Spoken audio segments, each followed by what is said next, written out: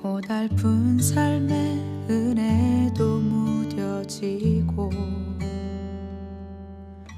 곧 사라질 것에 내 맘 두네. 헛되고 헛된 것들을 바라보며 그 은혜를 놓치며 살았네. 주어진 삶을 묵묵히 살아가며 날 붙드신 주 예수를 보내. 사망 가운데 놓여진 나의 삶을 날 건지신 그 이름 예수. 나의 한숨을 바꾸셨네. 주를 향한 노래로, 소망의 노래로 나의 눈물을 거두신 주 예수 이름 안에 살게 하소서.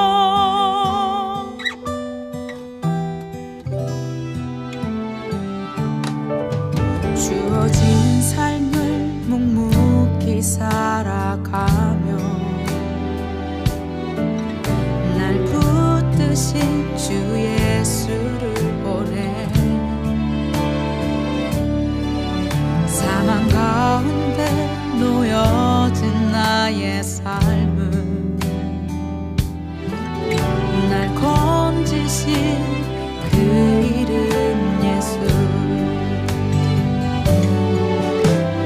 나의 한숨을 바꾸셨네. 주를 향한 노래로, 소망의 노래로 나의 눈물을 거두신 주 예수 이름 안에 살게 하소서. 나의 한숨을 바꾸셨네. 주를 향한 노래로, 소망의 노래로 나의 눈물을 거두신 주 예수 이름 안에 살게 하소서.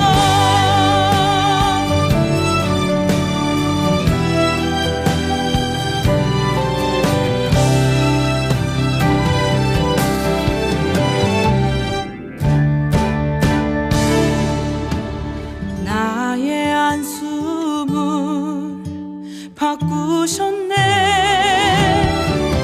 주를 향한 노래로, 소망의 노래로 나의 눈물을 거두신 주 예수 이름 안에 살게 하소서. 예수 이름 안에 살게 하소서. 예수 이름 안에 살게 하소서.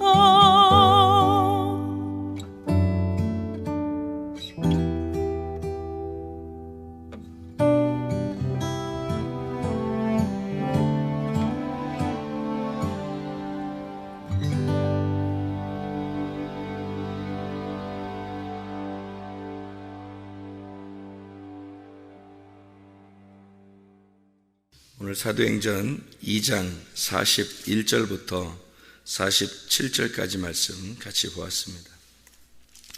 사도행전 2장 41절부터 47절까지 말씀 같이 보았습니다. 여러분은 그 개인 나하고 자기하고 그 교회하고 어떻게 생각해요? 잘 구분을 잘 못하는 사람들이 상당히 많이 있는데, 여러분은 구분하겠지. 근데 이제 많은 사람들이 구분을 잘 못해요. 자기가 성전이니까. 그러고 이제 교회라고 하는 거 하고 구분을 이렇게 말을 이렇게 해주긴 하죠. 근데 이게 쉽지가 않아요. 그 구분하는 게. 왜냐하면 성경에서도 우리를 이제 거룩한 성전이라 그렇게 말하고, 그리고 이제 우리가 말하는 이런 걸 이제 성전이라 이렇게 여기 교회 이런 걸 또 성전이라고 이렇게 표현하고 하니까 사람들이 구분하기가 참 어렵거든요. 근데 이제 그것을 구분을 해야 돼요. 왜 구분을 해야 되냐면 그걸 정확하게 구분해야 자기하고 교회라는 걸 이게 뭔가 깨달아요. 자기하고 교회라는 걸 먼저 깨달아서 교회를 위한 게 뭐냐, 나를 위한 게 뭐냐, 뭐 이런 것들을 구분을 해야 되는데 그걸 구분을 못해. 성경은 그러니까 두리뭉실하게 보는 거죠. 성경을. 두리뭉실하게 보면 성경이 그런 식으로 되어 있나요? 해석을 정확하게 해야 되는데 정확하게 구분을 해놔야 이거를 성경을 정확하게 보는 거고, 그렇게 돼야 성경을 올바로 보게 돼서 내가 하나님의 뜻대로 살게 되는 거지. 두리뭉실하게 그냥 좋은 게 좋은 거다 이런 식으로 성경을 보게 되면요, 해석이 안 돼요. 하나님의 의도는 A라는 의도를 가지고 있는데 B라고 생각하게 되는 거예요. 그러니까 전혀 의도가 다른 식으로 생각하게 되는데 그대로 아무리 기도해봐도 하나님은 응답하지 않아요. 그러니까 하나님의 뜻대로 기도해야 되잖아요. 하나님의 뜻대로 살아야 천국 간다 그러지, 주여 주여 한다고 다 천국 가는 게 아니라는 거죠. 그러니까 이게 뜻을 정확하게 구분해 놓고 그리고 그 뜻을 따라서 기도를 해야 되는 거죠. 그래야 하나님이 그 사람을 받아들이시고 그러는 거죠. 하나님이 받아들인다는 말은 하나님이 무슨 뭐 사심이 있어가지고 누구는 받아들이고 누구는 안 받아들일 거야 이런 마음이 있는 게 아니라 하나님은 누구나 다 받아들이는데 여기 이 사람이 그 하나님의 받아들이는 그 마음하고 딱 일치가 됐는가 일치가 되지 않았는가가 그 사람하고 이게 통하는가 통하지 않는가 이렇게 되는 거예요. 그럼 하나님하고 통하면 그게 이제 예배가 된 거죠. 예배라고 하는 게 만났다 통했다 그 말이에요. 근데 통하지 않았다 그 말은 주님의 뜻대로 통하지 않았어요. 그러면 예배가 안 된 거예요. 그럼 우리는 예배 드리러 왔는데 예배가 안 된 거야. 말은 통하지 않았다는 거죠. 하나님하고 이게 딱 통하면 그게 뭐냐면 이해가 됐다는 말이거든요. 이게 머리로가 아니라 마음으로 몸으로 이해가 된 거예요. 그렇게 아는 것을 갖다가 영생이라 그러는 거예요. 그러니까 하나님하고 통했다, 요거를 예배됐다, 요거를 알았다, 그리고 그게 영생이다 이렇게 말하는 거죠. 그러니까 분명히 알아야 되는 거예요. 이 뜻을, 하나님의 의도라는 하나님의 그 마음을 정확하게 알아야 되는 거예요, 우리가. 그래서 구분해가지고 이걸 딱딱딱 알긴 알아야 되죠. 두리뭉실하게 사람들이 아니까 그냥 뭐 좋은 게 좋은 거다, 성전은 성전, 나는 뭐 나도 교회는 내가 교회고 교회가 나고 뭐 성전이 나고 내가 성전 이거 아닌가 뭐 이렇게 생각이 두리뭉실하게 그렇게 본단 말이에요. 성경 한두 가지만 한번 찾아봐요. 고린도 전서 11장입니다. 고린도 전서 11장 22절 말씀입니다. 고린도 전서 11장 22절 말씀. 22절 거기 보면 이렇게 되어 있어요. 너희가 먹고 마실 집이 없느냐? 너희가 하나님의 교회를 업신여기고 빈궁한 자들을 부끄럽게 하느냐? 내가 너희에게 무슨 말을 하랴? 너희를 칭찬하랴? 이것으로 칭찬하지 않노라 이랬어요. 그러니까 너희가 먹고 마시려면 집에서 먹고 마시면 되지 않냐? 그런데 왜 교회 와서 그러냐? 이렇게 하는 거거든요. 그러니까 집하고 교회하고 다르다는 거죠. 집하고 교회하고 달라요. 이게 또 하나 한번 찾아볼까요? 그 마태복음 18장인데요. 마태복음 18장에 17절입니다. 마태복음 18장 17절 뭐라고 돼 있나?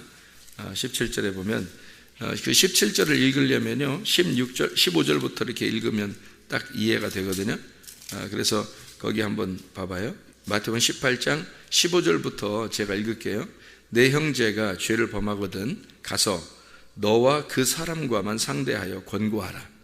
만일 들으면 내가 네 형제를 얻는 것이요 만일 듣지 않거든 한두 사람을 데리고 가서 두세 증인의 입으로 말마다 확증하게 하라. 만일 그들의 말도 듣지 않거든 교회의 말하고 교회의 말도 듣지 않거든 이방인과 세리와 같이 여겨라. 이렇게 돼 있어요. 그러니까 이게 한 사람, 너라는 한 사람이 있고요. 그 다음에 두세 사람이 있어요. 두세 사람이 내 이름으로 모인 곳에는 나도 그들 중에 함께 하겠다고 그러죠. 그죠? 마태복음에서는요. 근데 그 두세 사람이 내 이름으로 모인 곳에는 나도 그들 중에 함께 하겠다. 그 두세 사람 이상이 돼야 되는 거예요. 교회는. 그러니까 교회라고 하는 건 달라요. 그러니까 여러분 우리가 분명히 예수님이 말씀하실 때도 구분을 하는 거예요. 너라는 것과 두세 사람과 교회 이렇게 다 구분해 놔요. 그러니까 성경에 하늘나라의 신부, 그러니까 어린 양의 신부는 교회예요. 교회. 그 교회는 그러니까 이 교회라고 하는 것을 우리가 이제 구분을 좀 예수님이 구분하는 것처럼 구분을 하잖아요. 그러니까 너 하나 틀리는 거예요. 자기가 교회라고 생각하는 사람이 요즘에 꽤 많습니다. 요즘에요. 그게 편한 거예요. 그게 편한, 그러니까 자기가 혼자 집에 있어도 그냥 교회가 되는 거예요. 그러니까 그게 편한 거야. 그러니까 방송 보면서 그냥 예배 드리면 되는 거야. 어디 그냥 헌금 내고 싶으면 어려운 사람 도와주면 되는 거고. 이게 이제 교회가 되는 거예요, 사람이. 자기가 교회라고 생각하니까. 이게 사람들이 이 사람들이 가르침에 따라서 그렇게 돼버리거든요. 그러니까 얼마나 달라요. 그러니까 나 혼자가 교회라고 하는 사람이 있고, 두세 사람이 모이면 그냥 자기들 식구끼리 모이면 그냥 교회라고 하기도 하고. 근데 이게 주님은 너 한 사람이 얘기하고 말 안 들으면 두세 사람이 가서 얘기해라. 그거 안 들으면 교회에 얘기해라. 교회라는 게 따로 있다는 거예요. 교회에 얘기해서 교회에서도 말 안 들으면 그건 완전히 뭐 용서 못 받는 사람이다. 그 사람은 아예 해결 안 된다. 그 사람은. 그래서 어떤 사람이 죄를 범하거나 여러분하고 뭔가 이렇게 틀어지거나 그러면요, 이게 세 번의 단계를 거쳐야 되는 거예요. 세 단계를 거쳐서 마지막까지 가서 안 되면, 그러니까 교회에서 안 되면 해결이 안 되는 거예요. 그래서 땅에서 매면 하늘에서도 매이고 땅에서 풀면 하늘에서도 풀린다는 말이 뭐냐면요, 교회에 말하는 거예요. 교회. 그러니까 교회하고 너희가 매이면 끝장이에요. 하늘에서도 끝장남. 이게 매인 겁니다. 교회하고 풀리면요, 하늘에서도 풀리는 겁니다. 하나님은 교회라고 하는 것을 위해서 주님이 돌아가신 거예요. 교회 만들려고. 십자가 못 박혀 돌아가셔서 교회를 만들어가지고 나중에 자기 신부를 만들려고 했던 건데, 자기가 혼자 잘난 맛에 사는 사람들이, 자기가 혼자 잘난 맛에, 그러면서 자기는 예수님의 신부가 될 거래요. 아니에요. 신부는 교회를 말하는 거예요. 그리스도의 신부, 하나님의 집, 이게 우리 집이 아니라요, 우리 자기들 집이 아니라 하나님의 집이 따로 있는 거예요. 그걸 교회라고 그러고 그게 신부라 그래요. 그러니까 교회는 개인하고 다르고 가정집하고 다릅니다. 전혀 달라요, 교회는. 그래서 이 교회라고 하는 것은 몸을 이렇게 보세요. 그리스도의 몸이 교회라고 그러잖아요. 그럼 이 몸이 뭐냐면요, 이 몸이라는 게 각 지체가 있어요. 이렇게 각 지체가, 그죠? 뭐 손가락, 발가락, 손톱을 이렇게, 여러분 손톱이 빠지거나 손톱이 다치거나 그러잖아요. 그러면 이 손톱이 없거나 한쪽이 반쪽이 이렇게 잘라지거나 그러면요, 못 집습니다. 물건 못 집어요. 손톱 때문에 딱 집히는 거예요. 물건 집을 때도. 그러니까 손톱 하나까지도 중요한 거예요, 이 몸에. 그러니까 지체입니다. 어떤 사람은 손톱의 역할을 하는 거고, 어떤 사람은 손가락, 뼈의 역할을 하는 거고, 어떤 사람은 뭐 힘줄의 역할을 하는 거고, 이렇게 다 달라요. 그래서 그게 합해져서 딱 한 몸이 되는 거예요. 합해져서. 그걸 교회라고 그러는 겁니다. 그러니까 교회는 다르죠. 이런 우리들이 그냥 뭐 교회는 뭐 두리뭉실하게 뭐 우리도 교회 아니야, 뭐 내가 집에서 예배 드려도 교회가 예배 드리는 거야, 뭐 이렇게 하는 건, 이건 완전히 방종하는 거예요. 방종. 교회를 몰라서 그러는 거예요. 그러니까 개인과 가정, 자기 집과 교회는 전혀 다릅니다. 교회가 되라 그런 거예요. 그래서 교회를 놓고 사람들이 모이는 거예요. 이렇게 교회를 놓고. 그래서 그렇게 모여서 자기가 모이면 어떻게 돼요? 나 혼자 집에서 예배드리고 혼자 창문 열어놓고 문 닫아놓고서 혼자 예배드리면 편하지 뭐. 그런데 교회에 모이면 자기가 성격들이 다 달라가지고 부딪혀요. 교회 오면 서로 부딪힙니다. 그러면 그걸 이렇게 하면서 깎아지는 거예요. 다 깎아서 가루가 되고 뭉쳐지고 가루가 되는. 그래서 다 가루가 돼서 하나의 떡이 되는 거예요. 그러니까 하나님 측면에서 볼 때는 서로 부딪혀서 가루가 돼서 뭘로 부딪혀? 말씀으로. 그리고 물이 떨어져요. 말씀이라는 물이 떨어지면 가루가 탁 뭉쳐지잖아요. 하나로 딱 뭉쳐져서 요 하나의 떡, 하나의 빵이 되는 거예요. 그거를 교회가 되는 건데, 사실은 하나의 빵이 되려면 밀가루가 얼마나 많이 섞였겠어요? 하나의 빵이 되려면 가루가 얼마나 많이 섞였겠냐고요. 수많은 가루가 섞여서 하나의 빵이 되는 거거든요. 그래서 그 빵 하나를 교회라 그러는 거거든요. 이 빵 하나를 한 덩어리라 그러죠. 근데 사실은 그 한 덩어리가 되려면 가루가 엄청나게 섞인 거예요. 그게 한 덩어리예요. 그러니까 완전히 고운 가루가 되지 않으면 하나의 빵이 나올 수가 없는 거죠. 그래서 자기가 내 성격 그대로 나타내면 교회로 절대 섞이지 못합니다. 하나님의 말씀이 떨어져서요, 말씀에 떨어져서 그 가루가 돼서 탁 섞여버리려면 완전 고운 가루가 돼야 돼요. 그러지 않으면 안 섞이질 않아요. 그래서 그렇게 섞인 자들만 하나의 빵이 돼서 그리스도의 신부가 되는 거예요. 그 사람들만. 그러니까 교회 와가지고 자기를 점검해보고 거울로 자기를 비춰보고 말씀으로 비춰봐서 자기를 깨뜨리고 아예 죽어버리는 거예요. 고운 가루가 돼서. 그렇게 되는 게 교회예요. 그러니까 교회가 얼마나 중요한 거예요. 우리에게는 그리스도인들에게는요, 교회가 생명입니다.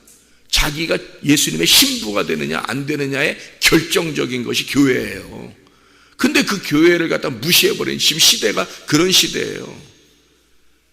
그러니 예전에 있는 교회 처음 이렇게 생활하던 교회 처음 만들어서 사람들이 이렇게 생활하던 그런 시대보다 지금이 얼마나 천국 가기 어렵겠어요. 교회라고 하는 걸 무시해버리니까. 교회가 교회가 얘기했다 그러면 무슨 독교 막 이러면서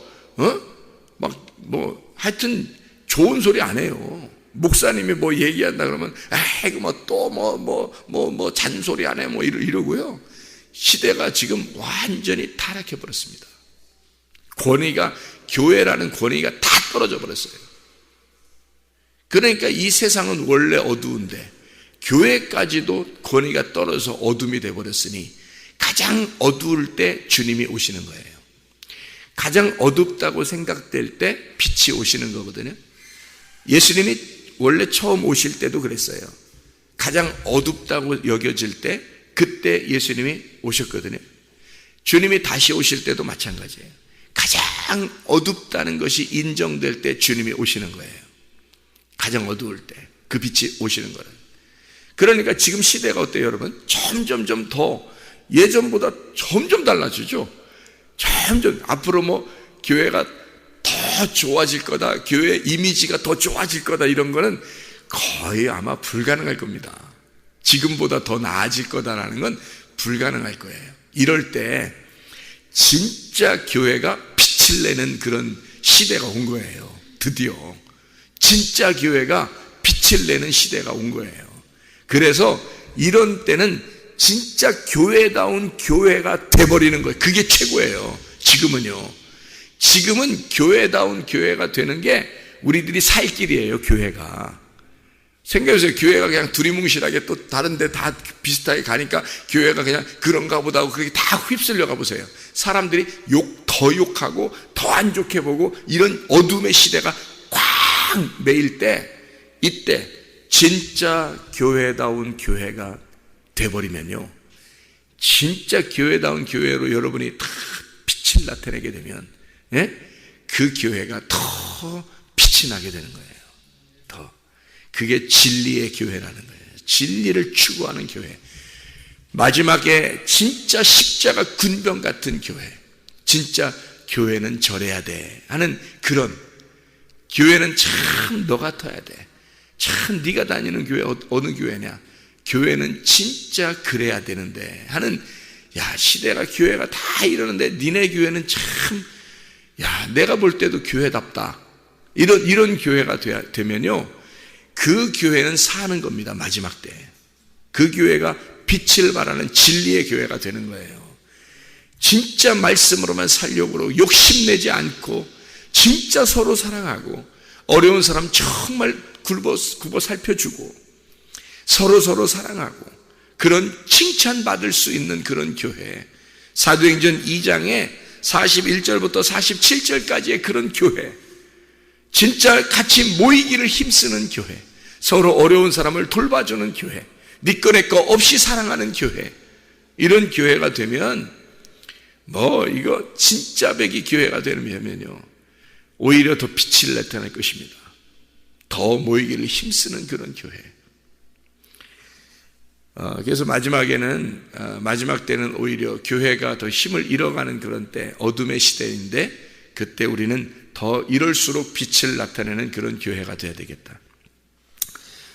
사도행전 2장 41절에 침례를 받는 사람이 3,000명이나 되었더라. 이게 어디에 나와 있는 얘기냐면 출애굽기 32장에 형제나 친구나 이웃과 아들을 3,000명이나 죽인 사건이 나와요. 그때 금송아지 사건이거든요. 출애굽기 32장에 3,000명이나 죽이고 난 다음에, 그리고 여기 사도행전 2장에 3,000명을 구원시키는, 이게 은혜가, 이게 하나의 짝이라 그랬죠. 짝이라고. 그래서 우리가 죽어야 부활한다, 죽어야 산다라고 하는 것을 하나의 짝으로 설명해 주려고 했던 내용이라 이렇게 여러분에게 같이 이야기를 나누었습니다. 죽어야 부활한다는 그 회복을 설명해 주는 것이죠. 사람이 자기가 회개하는 게 죽는 거예요. 가슴을 찢는 거거든요. 사도행전 2장 17절에 보면요, 사도행전 2장 17절에 하나님이 말씀하시기를 말세에 내가 내 영을 모든 육체에 부어주리니 너희의 자녀들은 예언할 것이요 너희의 젊은이들은 환상을 보고 너희의 늙은이들은 꿈을 꾸리라 이랬어요.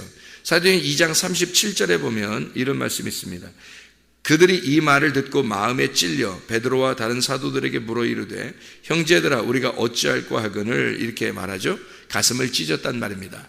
가슴을 찢고 회개한 거예요. 이 사람들이 어느 이야기를 들어서 그랬냐면, 어둠이다. 주님이 오신 것은, 성령이 충만하게 되는 것은 바로 어둠의 시대다. 어둠이다. 네가 어둠이라는 걸 발견하게 될 때, 너는 죄인이라는 걸 스스로 깨닫게 될 때, 그때를 주님의 오시는 날이라고 얘기하는 거예요. 이 두려운 날에, 크고 두려운 여호와의 날이다, 이렇게 이야기하는 거거든요. 그게 이제 이 요엘서의 2장에 나와 있는 말씀이거든요. 요엘서 2장에 31절에 여호와의 크고 두려운 날이 임할 때, 이렇게 돼. 그 날을 설명한 거예요. 베드로가 여기 사도행전 2장에 사도들과 함께 설명한 거예요. 요엘서 2장이 여호와의 크고 두려운 날이 임한다, 그것이 지금 오늘이다 라고 얘기한 거예요. 그 오순절 성령 충만을 받는 그날이다 라고 이야기한 거거든요. 그게 여호와의 크고 두려운 날이다. 이런 날이, 그러니까 우리가 결코 어설프게 구원받는 게 아니에요. 진짜 여호와의 크고 두려운 날이 임해야 구원이 임하는데, 그때는 어떤 날이냐면 가슴을 찢고 통곡하는 날이란 말이에요. 그 날이 여러분에게 임하셔야 구원을 받아요. 그 날이 오지 않으면, 가슴이 찢어지지 않으면 그 안에 하나님의 영이 들어오지 않습니다. 그거는 100번을 해도 마찬가지예요. 그러니까 가슴을 찢는 그 날이 우리에게는 말세고 내 세상이 끝나는 날이란 말이에요. 내 세상이 끝장나는 날, 내 가슴이 찢어지는 날, 그날 하나님의 영이 임하는 거죠. 내 가슴이 찢어지고 내가 끝장나는 날이, 그게 말세지 뭐예요. 그게 말세고 그게 여호와의 크고 두려운 날이라는 거죠. 그거를 스바냐서 2장 1, 2, 3절에서는 그 날 여호와의 크고 두려운 날이 임한다. 그 날에는 너희가 모여라, 그렇게 말하죠. 너희가 모여라. 모이면 어떻게 되는데요? 모이면 나가 없어지는 날이에요. 모이면 그걸 교회라 그러는 거라니까요. 내가 없어지는, 내가 끝장나는 게 교회라고요, 여러분. 그래서 교회에서 흩어지는 건 죽는 길입니다, 여러분. 지금 시대는요. 마지막 때만 그런 게 아니라 초대교회도 마찬가지였어요. 흩어지면 죽는다, 뭉치면 산다, 그게. 그 어떤 사람이 얘기한 것 같은데 말이에요. 그게 다 성경을 보고 얘기하는 것 같아. 성경 보고. 성경을 아는 사람들 같아. 그게 흩어지면 죽고 뭉치면 사는 거예요. 뭉치면 뭐가 되는 거예요? 교회가 되는 거고요. 흩어지면 개인이 되는 거거든요. 개인은 교회가 아니거든. 뭉치면 교회가 되는 거고요. 그래서 자기가 살려고 뭉치는 거예요. 마지막 때가 되면 너희는 모여라 그러죠. 그게 스바냐서 2장 1, 2, 3절에 나와 있는 그 말이거든요. 스바냐서에 예언되는 그 말씀이에요. 주님의 크고 두려운 날이 임하면 너희는 모여야 된다는 거야. 그래야 네가 깨지는 거지. 모이는 자체가 뭐냐면 네가 깨지는 날이란 뜻이에요. 모이는 게 네가 없어지는 날. 네가 모이면 자꾸 모여. 왜 모여? 너 없어져. 너 없어져. 그 말이에요. 그게 모이면 네가 없어지는 거라는 거지.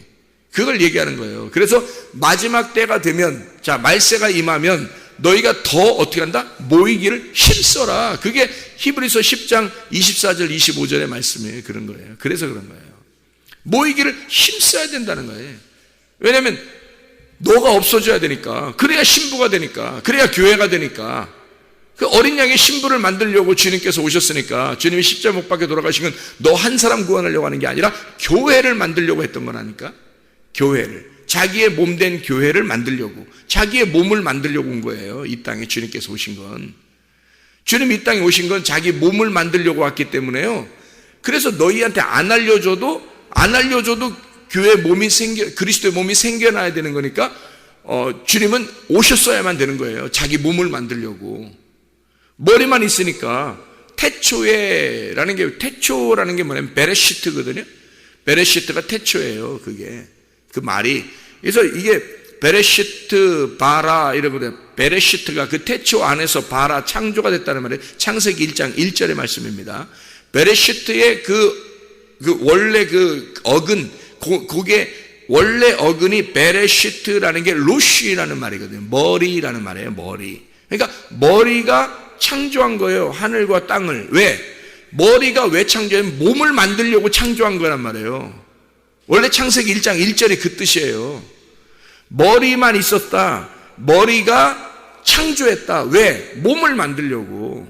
머리가 몸을 만들려고 창조한 거예요. 몸을. 이걸 그래서 하늘과 땅을 창조한 거예요.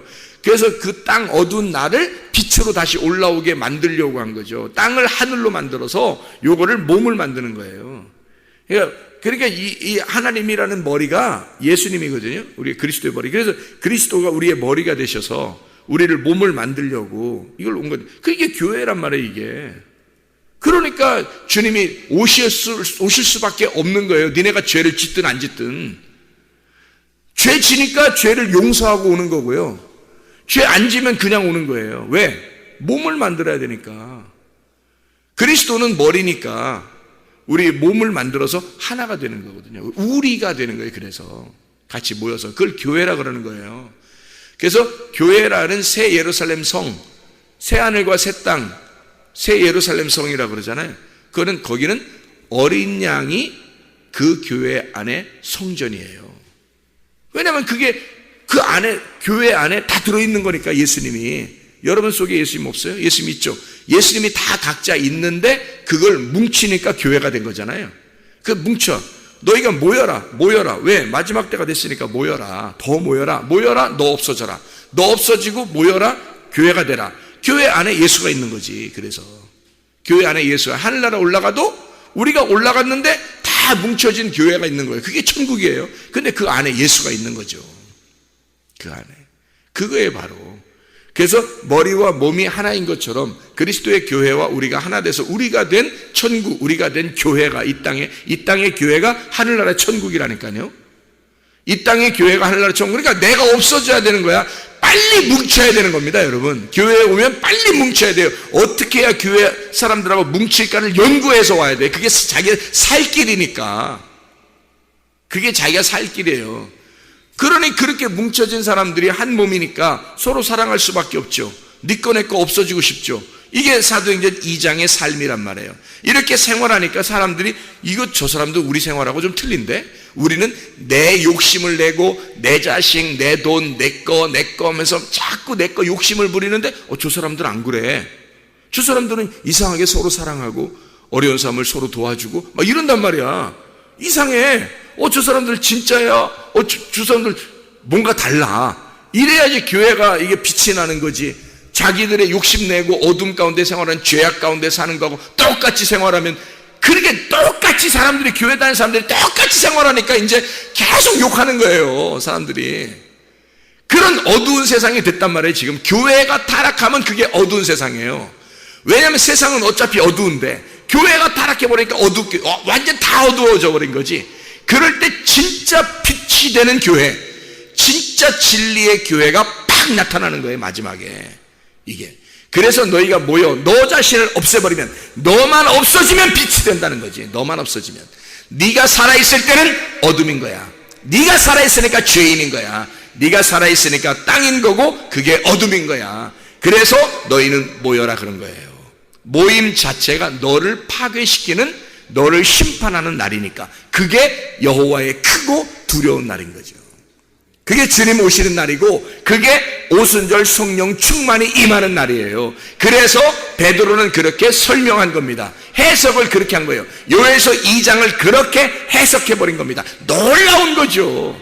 가슴을 찢는 날, 그게 여호와의 크고 두려운 날, 네가 없어지는 날, 너를 비우는 날, 그날 여호와가 임할 것이다, 이게 말이죠. 너가 그때, 너는 그게 너 속에선 구원이 임하는 날이고 그날이 빛이 되는 날이다. 네가 어둠은 쫓겨나가는 날이고 빛이 임하는 날이 되는 것이다. 그 빛이 임한 사람들이 사도행전 2장 41절에 3,000명이 된 거예요.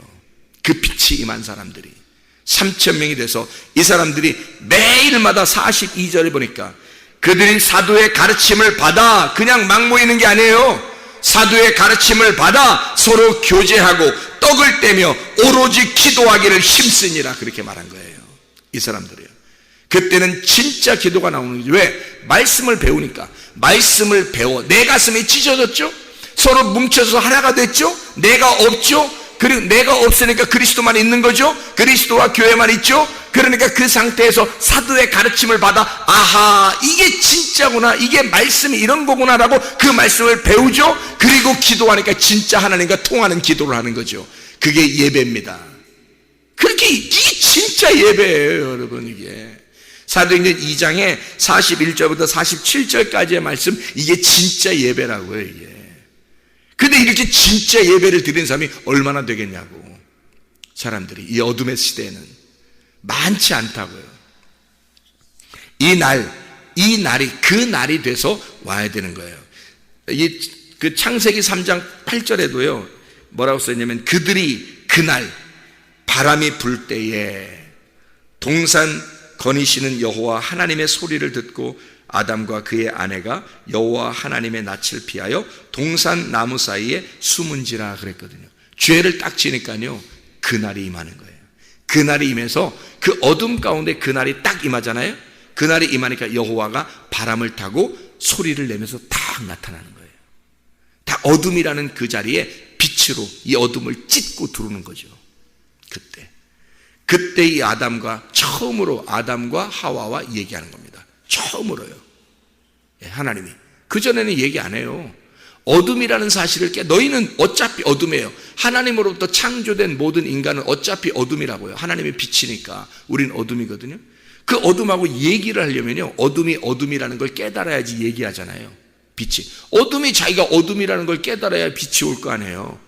이거예요. 바로 그 어둠이 어둠이라는 걸 깨닫는 날이 그날이고, 그게 여호와의 크고 두려운 날이고, 그날이 가슴을 찢는 날이고, 네가 없어지는 날. 그래서 모이는 날이야. 모이는 날, 네가 없는 날, 모이는 날.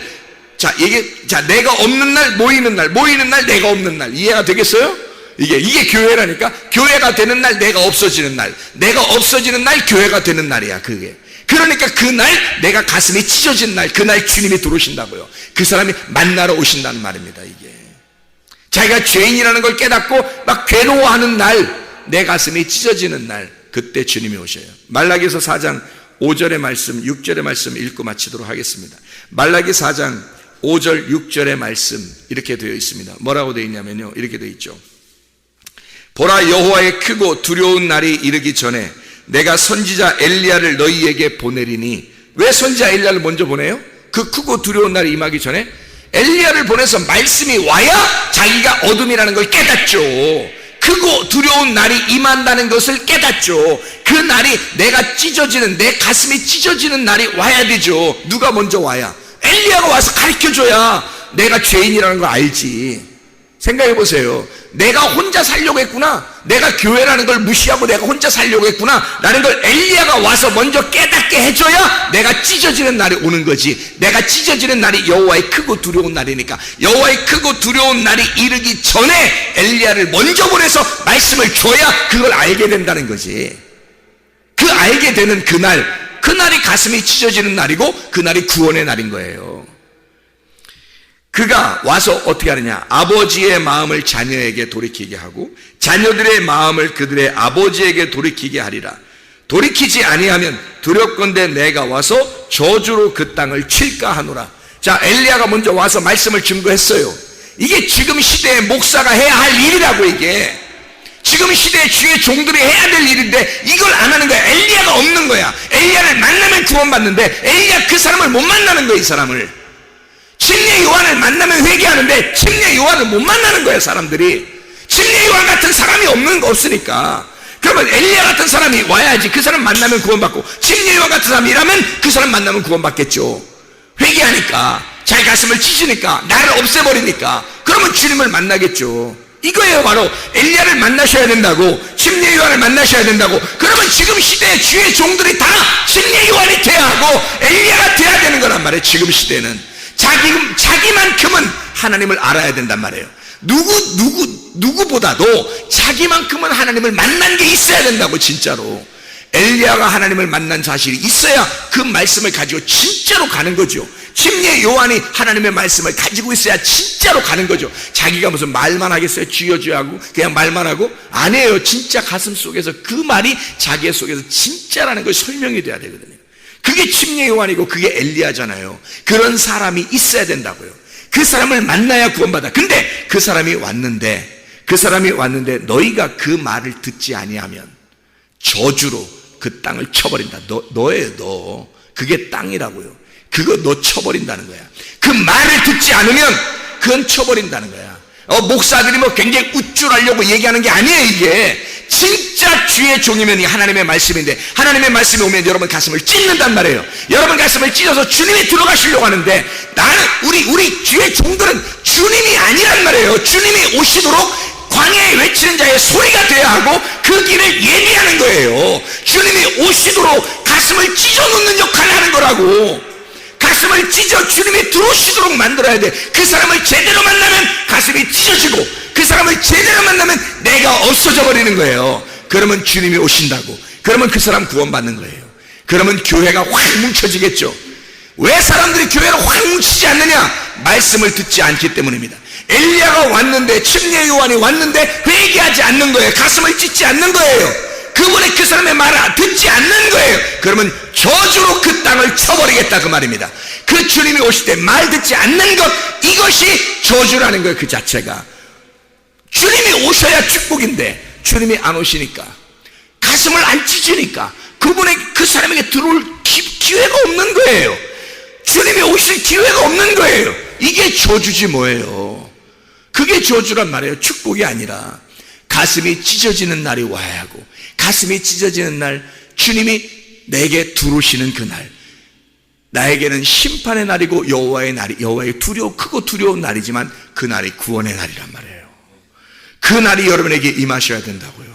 아버지의 마음을 자녀에게로, 자녀들의 마음을 아버지에게로 연결시켜주는 그 말씀이 오는 날, 여러분에게 그 말씀이 전파되는 이 교회가 이 마지막 어둠 시대의 희망이 되셔야 합니다.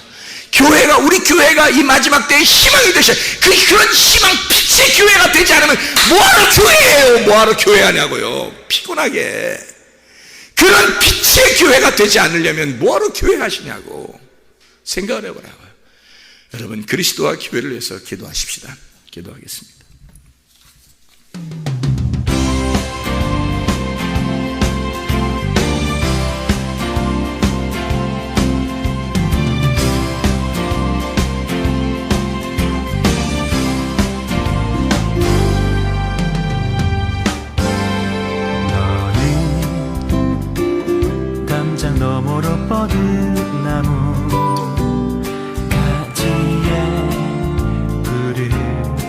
열매처럼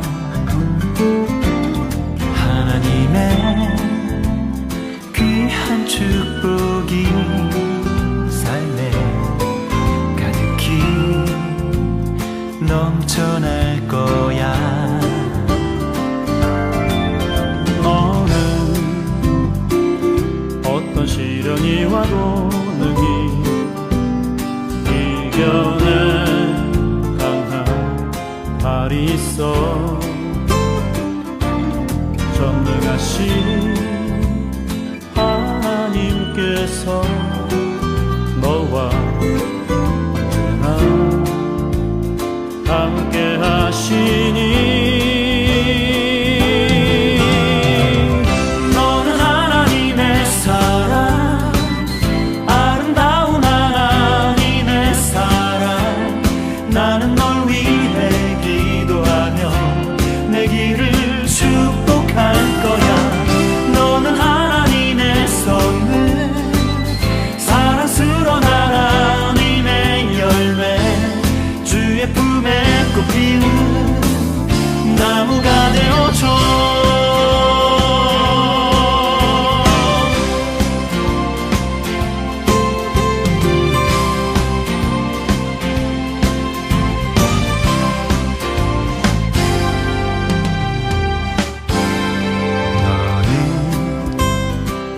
담장 너머로 뻗은 나무 가지에 푸른 열매처럼 하나님의 귀한 축복이 삶에 가득히 넘쳐날 거야. 너는 어떤 시련이 와도 능히 이겨낸 강한 발이 있어. 전능하신 하나님께서 너와 언제나 함께 하시니.